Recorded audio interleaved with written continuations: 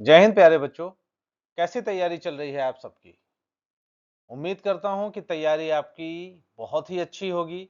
इसके पहले मैंने अ, लगभग 5 वीडियो इंपॉर्टेंट क्वेश्चन आंसर के शेयर किए हैं, उससे देख लीजिएगा। इंपॉर्टेंट क्वेश्चन आंसर हैं, एग्जाम के लिए बहुत ही महत्वपूर्ण है। कल 20 तारीख है और 21 को आपका पेपर है। आज मैं 2 वीडियो शेयर करूंगा, एक मॉर्निंग में और एक इवनिंग में, और 20 तारीख को भी 2 वीडियो शेयर करूंगा। उसमें से जो पहला वीडियो होगा वो एग्जाम के दौरान आप कॉपी में कैसे लिखें, अपने नंबर ज्यादा कैसे बढ़ाएं, ऐसा क्या करें, किस तरह से लिखें कि आपको ज्यादा नंबर मिले। तो एक मेरिट होल्डर स्टूडेंट जो लास्ट ईयर के हैं, उनकी कॉपी मैं आपसे शेयर करूंगा। उनके क्वेश्चन आंसर, जो उन्होंने आंसर लिखा है कॉपी में, जिसकी वजह से उनको नंबर सबसे ज्यादा मिले हैं, और उनकी जो कॉपी है वो बोर्ड ने अपनी साइट पे अपलोड की हुई है, वो मैं आपसे शेयर करूंगा। और उनकी कॉपी शेयर करते हुए हम लोग बात करेंगे कि आपको कौन सी गलतियां नहीं करनी चाहिए जो सामान्य तौर पर स्टूडेंट्स करते हैं। तो ये बहुत ही अच्छा वीडियो होगा जिसमें आपको पता चलेगा कि आपको कैसे लिखना है, कैसी टेक्निक होनी चाहिए जिससे कि आपको अधिक से अधिक नंबर मिले। और एक और वीडियो आएगा रैपिड रिवीजन का, जिसमें पूरे यूनिट का के जो इंपॉर्टेंट क्वेश्चन आंसर हैं उसका हम लोग रिवीजन करेंगे एक साथ। चलिए अब शुरू करें आज का वीडियो। सबसे पहला क्वेश्चन, विद्युत परिपथ में सामान्यतः उपयोग होने वाले कुछ अवयवों के प्रतीक चिन्ह बनाइए। ये क्वेश्चन आता है, कुछ अवयवों के नाम दे दिए जाते हैं आपको और उनका प्रतीक चिन्ह बनाने के लिए कहा जाता है। तो ये आप बहुत अच्छे से तैयार करिए, बहुत कठिन नहीं है, सरल है। विद्युत सेल, हम जानते हैं सेल को कैसे लगाया जाता है, ये प्रतीक चिन्ह क्या होगा उसका। तो विद्युत सेल और विद्युत सेल का संयोजन अलग अलग चीजें हैं, ध्यान रखिएगा, वो आगे मैं आपसे बात करूंगा। अभी मैं आपसे बात कर रहा हूं विद्युत सेल। तो विद्युत सेल जो है, इसमें एक बड़ा वाला हिस्सा जो है पॉजिटिव रहेगा, धन, और छोटा वाला जो है वो ऋण रहेगा। ये विद्युत सेल का बन गया। ये है बैटरी या सेलों का संयोजन। मतलब जो विद्युत सेल हैं उनको कैसे लगाया जाता है, तो पहले प्लस, फिर ये छोटा वाला, छोटे वाले से फिर से बड़ा वाला मतलब प्लस, ये फिर माइनस, फिर प्लस, फिर माइनस। लेकिन प्लस और माइनस लिखना है आपको स्टार्टिंग और एंड में ही, शुरू में और लास्ट में ही लिखना है ये प्लस और माइनस। तो ये हो गया बैटरी या सेलों का संयोजन। खुली प्लग कुंजी या स्विच, इस तरह से बना देना है। बंद प्लग कुंजी को बीच में डॉट रख देना है, खुले में डॉट नहीं रहेगा, बंद में डॉट हो जाएगा। तार संधि, तार संधि ये ऐसे, एक इधर से एक इधर से, उल्टा टी, तार संधि कैसे होगा, उल्टा टी। बिना संधि के तार क्रॉसिंग कैसे होगा, तो एक तार ऐसे और दूसरे वाला तार इसके पीछे से ला दिया जाएगा। बिना संधि के तार क्रॉसिंग, दोनों तार को क्रॉसिंग कराना है। विद्युत बल्ब का कैसे होता है, ये देखिए, एम बना दीजिए, इस तरह से बनाना है। प्रतिरोधक, ये प्रतिरोधक का हो गया। परिवर्ती प्रतिरोधक में प्रतिरोध बना के बस एक तीर का निशान खींच देना है, लगा देना है, ये परिवर्ती प्रतिरोधक हो गया। एमीटर में प्लस और माइनस लगा के बीच में ए कर देना है एमीटर। वोल्ट मीटर में भी यही प्लस माइनस रहेगा, वी हो गया। तो इसकी प्रैक्टिस कर लीजिएगा, ये क्वेश्चन लगभग हर बार आया है। 11 है टोटल इसमें, और ये 11 आपको अच्छे से तैयार करना है। इसमें से 3 या 4 हर बार अलग अलग पूछा जाता है, तो इसे बहुत अच्छे से बार बार प्रैक्टिस जरूर कर लीजिएगा, ये क्वेश्चन इंपॉर्टेंट है। अगला, ओम के नियम की व्याख्या कीजिए। ओम का नियम क्या है, तो ओम के नियम के अनुसार यदि किसी चालक की भौतिक परिस्थितियों में कोई परिवर्तन न हो तो चालक के सिरों के मध्य उत्पन्न विभवांतर उसमें प्रवाहित होने वाली विद्युत धारा के समानुपाती होता है। ये ओम का नियम हो गया। ओम के नियम को ऐसे लिखेंगे, V समानुपाते I। यहाँ V क्या हो गया, विभवांतर हो गया, I क्या है, विद्युत धारा है। V समानुपाते I, विभवांतर समानुपाते विद्युत धारा। यहाँ V बराबर RI समानुपाती का चिन्ह हटा, आर आ गया, स्थिरांक है, और यहाँ फिर v बराबर क्या हो जाएगा, v बराबर आई आर हो गया, तो v बराबर आई आर। फिर इसको थोड़ा सा और आगे देखें तो I क्या हो जाएगा, I जो विद्युत धारा है, तो I बराबर V बटे R, और R बराबर क्या हो जाएगा, V बटे I, R मतलब प्रतिरोध। तो इस तरह से ये लिखना आपके लिए बहुत जरूरी, ओम का नियम लिखिए, साथ में ये गणितीय व्याख्या करना बहुत ही आवश्यक है, तो इसे जरूर कीजिएगा, और ये इसका ओम के नियम के सत्यापन का चित्र है, तो इसकी भी प्रैक्टिस कर लीजिएगा। परिभाषित कीजिए विद्युत धारा क्या है। बहुत ही इंपॉर्टेंट ये परिभाषाएं हैं। विद्युत धारा क्या है, आवेश प्रवाह की दर को विद्युत धारा कहते हैं, इसका मात्रक एम्पियर है। विद्युत परिपथ क्या है, किसी विद्युत धारा के सतत एवं बंद पथ को विद्युत परिपथ कहते हैं। विद्युत धारा का तापीय प्रभाव क्या कहलाता है, जब किसी प्रतिरोधक में विद्युत धारा प्रवाहित की जाती है तो ऊष्मा उत्पन्न होती है, इस घटना को विद्युत धारा का ऊष्मीय प्रभाव कहते हैं। और इसका सबसे अच्छा उदाहरण है विद्युत हीटर। जैसे ही आप स्विच ऑन करेंगे विद्युत हीटर चालू हो जाता है, उसमें होता क्या है, ऊष्मा उत्पन्न होती है, और यही है विद्युत धारा का ऊष्मीय प्रभाव। जब किसी प्रतिरोधक में विद्युत धारा प्रवाहित की जाती है तो ऊष्मा उत्पन्न होती है, इस घटना को विद्युत धारा का ऊष्मीय प्रभाव कहते हैं। जैसे विद्युत आयरन, विद्युत हीटर, गीजर आदि में इस प्रभाव का उपयोग होता है। विद्युत लैंपों के तंतुओं के निर्माण में टंगस्टन का ही उपयोग क्यों किया जाता है, तो क्योंकि इनका गलनांक उच्च होता है। जो बल्ब होते हैं उनमें जो फिलामेंट लगा होता है उसमें टंगस्टन का उपयोग होता है, क्यों, क्योंकि इनका गलनांक उच्च होता है। विद्युत संचारण के लिए प्रायः कॉपर तथा एल्युमिनियम के तारों का उपयोग क्यों किया जाता है, क्यों, क्योंकि इनकी प्रतिरोधकता कम होती है, ये अतितप्त नहीं होते हैं। विद्युत टोस्टर आदि के तापन अवयव शुद्ध धातु के न बनाकर किसी मिश्र धातु के क्यों बनाए जाते हैं, क्यों, क्योंकि मिश्र धातु की प्रतिरोधकता अधिक होती है। अधिक प्रतिरोध उत्पन्न करने के लिए तापन अवयव शुद्ध धातु के न बनाकर किसी मिश्र धातु के बनाए जाते हैं। जो विद्युत टोस्टर वगैरह हैं इनमें हमको अधिक प्रतिरोधकता की आवश्यकता होती है, और मिश्र धातु जो है उसकी प्रतिरोधकता अधिक होती है, इसलिए विद्युत टोस्टर आदि तापन अवयव जो बनाए जाते हैं वो शुद्ध धातु के न बनाकर किसी मिश्र धातु के बनाए जाते हैं। घरेलू विद्युत परिपथ में श्रेणी क्रम संयोजन का उपयोग क्यों नहीं किया जाता है, तो इसका सबसे सरल जवाब ये है कि श्रेणी क्रम संयोजन में समान धारा प्रवाहित होती है। श्रेणी क्रम में जितनी भी युक्तियां, जितने भी उपकरण होंगे वो सभी में समान धारा प्रवाहित होगी, जबकि हर एक उपकरण को चलाने के लिए अलग अलग धारा की आवश्यकता होती है। और श्रेणी क्रम में एक समान धारा जाएगी, जिसकी वजह से घरेलू विद्युत परिपथ में इसका उपयोग नहीं हो सकता है। घरेलू विद्युत परिपथ में कोई युक्ति है उसको ज्यादा धारा की आवश्यकता है, किसी युक्ति को कम धारा की आवश्यकता है, तो वो किसमें पूरा होगा, वो पार्श्व क्रम में ही संभव है, श्रेणी क्रम में नहीं। पार्श्व क्रम में अलग अलग धाराएं जाएंगी, लेकिन श्रेणी क्रम में एक ही धारा, समान धारा प्रवाहित होगी। इसकी एक और कमी है, इसमें क्या होगा, यदि एक युक्ति खराब हो गई तो श्रेणी क्रम में जितनी भी युक्तियां जुड़ी हुई हैं, जितने भी उपकरण जुड़े हुए हैं, सभी काम करना बंद कर देंगी। जबकि पार्श्व क्रम में क्या होगा, एक युक्ति के खराब होने पर अन्य युक्तियां कार्य करती रहेंगी। श्रेणी क्रम में सभी युक्तियों को एक साथ प्रयोग में लाना होगा, इसलिए घर में श्रेणी क्रम संयोजन का उपयोग नहीं किया जाता है, पार्श्व क्रम या समानांतर क्रम का उपयोग किया जाता है।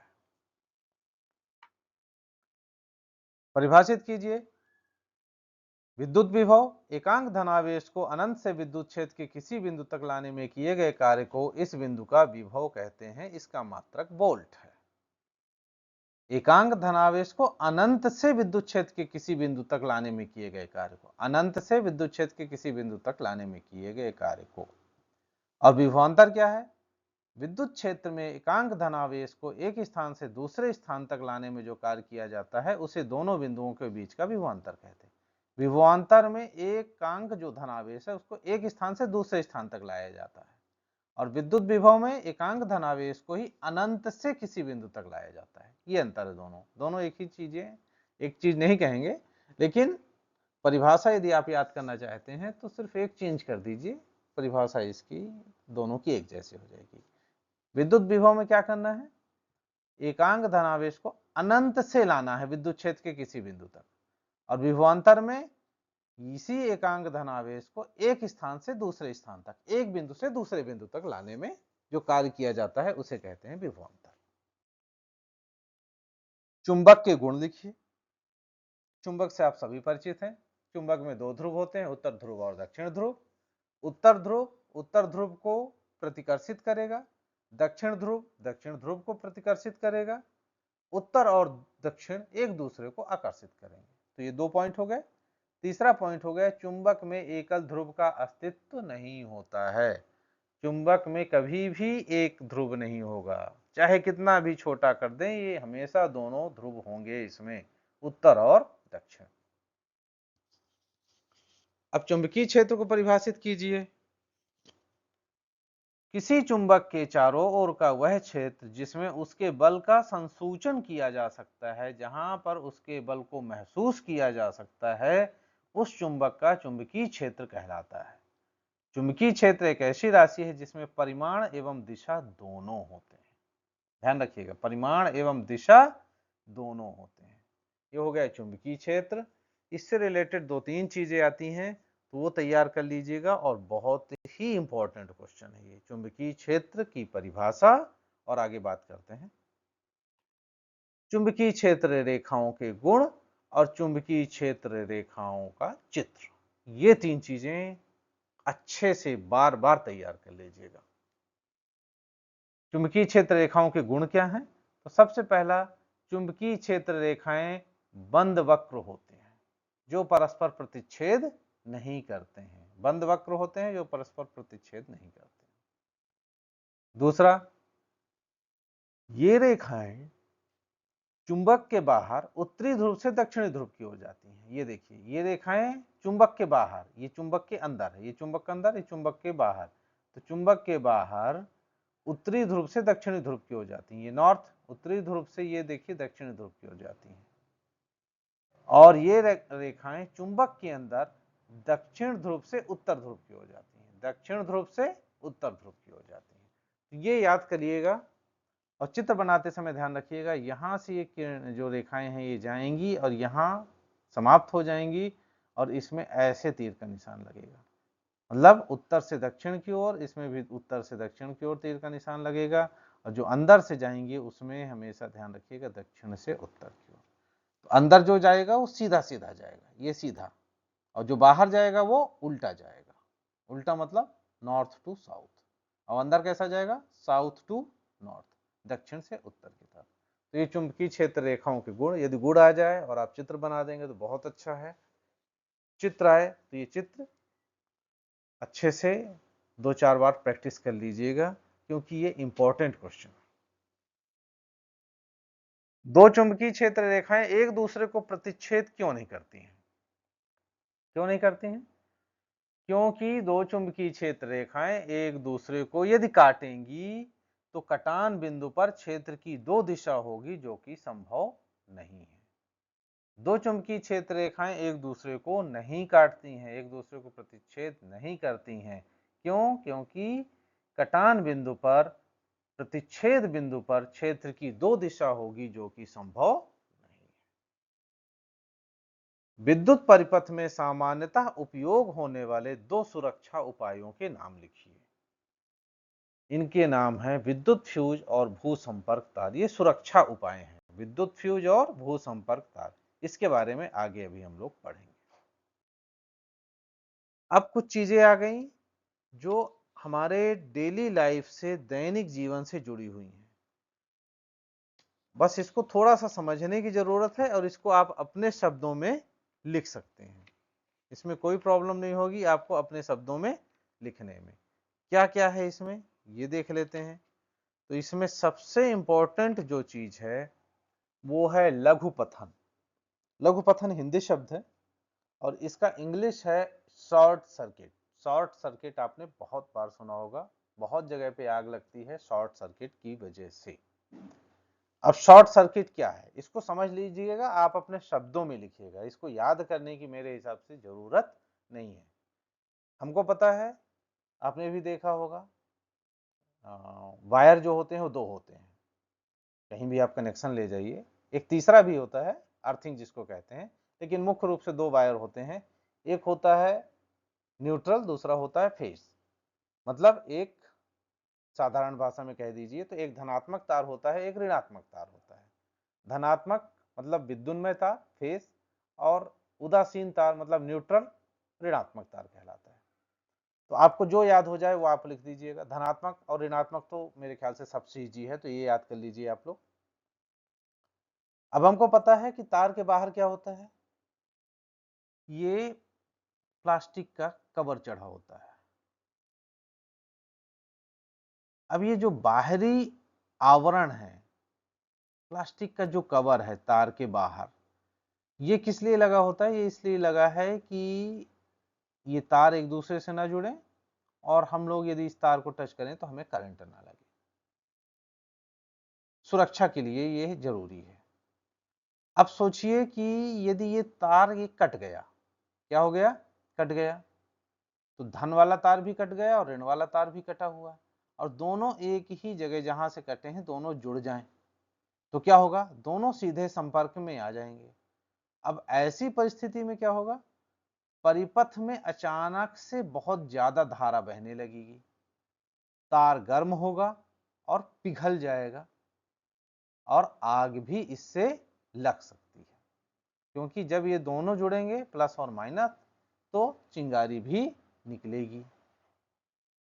साथ ही साथ तार गर्म होगा और आग लग जाएगी। लग सकती है, लग जाएगी नहीं, लग सकती है।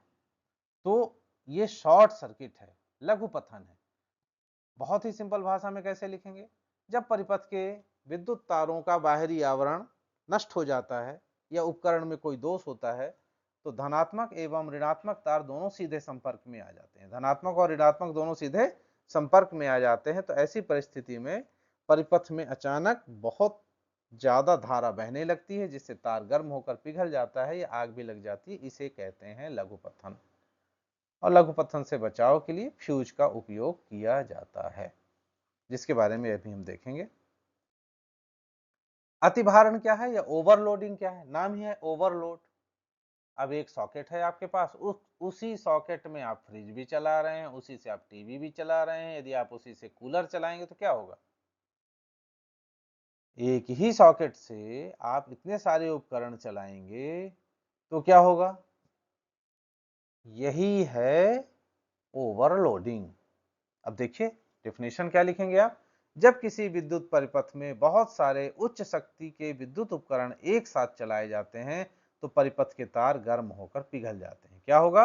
परिपथ के तार गर्म होकर पिघल जाते हैं। यह घटना अतिभारण कहलाती है, इंग्लिश में ओवरलोडिंग। अब ऐसे में क्या होगा? धनात्मक तार एवं ऋणात्मक तार दोनों सीधे संपर्क में आ गए तो भी अतिभारण हो जाएगा। साथ ही एक सॉकेट से बहुत से विद्युत उपकरणों को चलाने से भी अतिभारण हो सकता है। इससे बचने के लिए क्या करना चाहिए? उचित मोटाई के तार का प्रयोग करना चाहिए, फ्यूज का उपयोग करना चाहिए। एक ही समय में एक साथ ज्यादा उपकरणों का उपयोग नहीं करना चाहिए। एक सॉकेट से कई उपकरणों को नहीं चलाना चाहिए, मतलब लोड एक साथ ज्यादा नहीं देना। यह है ओवरलोडिंग। अब बात करते हैं विद्युत फ्यूज क्या है। तो विद्युत फ्यूज वह युक्ति है जिसकी सहायता से किसी विद्युत परिपथ में से होकर जाने वाली धारा की अधिकतम सीमा को नियंत्रित किया जाता है। मतलब फ्यूज के द्वारा विद्युत परिपथ में धारा को नियंत्रित किया जाता है। अधिकतम सीमा से ज्यादा धारा हुई कि फ्यूज क्या हो जाएगा, गल जाएगा, और यह फ्यूज यदि गल गया तो आपके घर की सप्लाई बंद हो जाएगी और आपके जो उपकरण है वो सभी सुरक्षित रहेंगे। यह उच्च प्रतिरोध एवं कम गलनांक की मिश्र धातु का छोटा तार होता है। उच्च प्रतिरोध होता है एवं गलनांक कम होता है, जिससे कि ये जल्दी गल जाए। जब परिपथ में अतिभारण या लघुपथन मतलब ओवरलोडिंग या शॉर्ट सर्किट के कारण बहुत अधिक धारा प्रवाहित होती है, तब फ्यूज का तार गर्म होकर पिघल जाता है, जिससे परिपथ टूट जाता है और धारा बंद हो जाती है। इसका उपयोग विद्युत उपकरण की सुरक्षा के लिए किया जाता है। अब देखिए भूसंपर्क तार क्या है। भूसंपर्क तार एक सुरक्षा युक्ति है जो यह सुनिश्चित करता है कि किसी विद्युत उपकरण के धात्विक आवरण में विद्युत धारा का कोई क्षरण हो तो उस उपकरण का विभव भूमि के विभव के बराबर हो जाए। ये इंपॉर्टेंट है, क्या हो जाएगा, उस उपकरण का विभव भूमि के विभव के बराबर हो जाए। इस प्रकार उपकरण का उपयोग करने वाला व्यक्ति विद्युत आघात से बच जाता है। इस पर हरा आवरण होता है। हम लोगों ने देखा होगा अर्थिंग वायर होता है, अर्थिंग वायर बाहर एक गड्ढा करके उसमें प्लेट डाल के उसका कनेक्शन वायर से किया जाता है और उस वायर को पूरे घर में जहां जहां भी हमारा कनेक्शन होता है, जहां जहां भी सर्किट होता है, वो सब जगह लगाया जाता है। तो ये क्या है, अर्थिंग है। और अर्थ वायर जो है वो किस काम आता है, वो आता है सुरक्षा के लिए, जो यह सुनिश्चित करता है किसी विद्युत उपकरण के धात्विक आवरण में विद्युत धारा का कोई क्षरण हो तो उस उपकरण का विभव भूमि के विभव के बराबर हो जाए। उम्मीद करता हूं ये वीडियो आपको पसंद आया होगा। इंपॉर्टेंट क्वेश्चन आंसर सीरीज में मैंने अभी तक 5 वीडियो आपसे शेयर किए हैं, ये 6वां वीडियो है। आप ये पूरे वीडियो बहुत अच्छे से देखें, नोट्स बनाएं और आप अपने एग्जाम की तैयारी करते रहें। यदि अभी तक आपने चैनल को सब्सक्राइब नहीं किया है तो सब्सक्राइब कर लें, जिससे मेरे लेटेस्ट वीडियोस आप तक पहुंचते रहें। वीडियो को लाइक कर दें। आपकी कोई क्वेरी है तो कमेंट्स के माध्यम से आप उसे भी पूछ सकते हैं। बहुत बहुत धन्यवाद आपका।